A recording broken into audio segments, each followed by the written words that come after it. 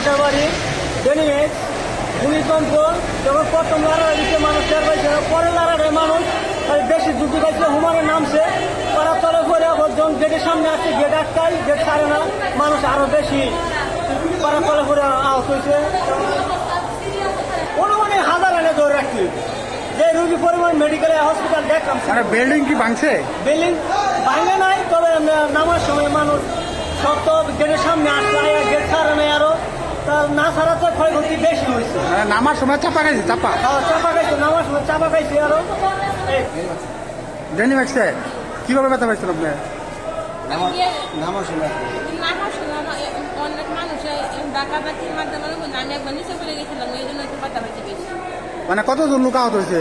অনেক আপনি কয়তলা চাকরি করেন? আপনি কি সেকশন? Swing section. আপনার নাম কি? হ্যাঁ, ত্রিমু।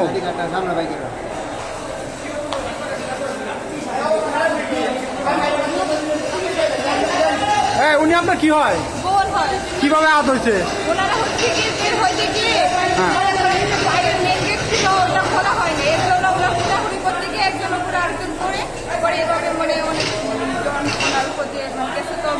আপনার বোন হয়? আপনি চাকরি করেন? না, আমি চাকরি করি না, আমার বোন চাকরি করে। কোন চাকরি করেন? পাঁচতলায়। মানে গেট কি আটকানো ছিল? বাইরের মেন গেট যেটা ছিল ওটা আটকানো ছিল। পরে কি মানে চাপা পড়ছে মানুষের চাপায়? মানে আপনার বোনের নাম কি? শেফালি শেফালি একটা, ঠিক।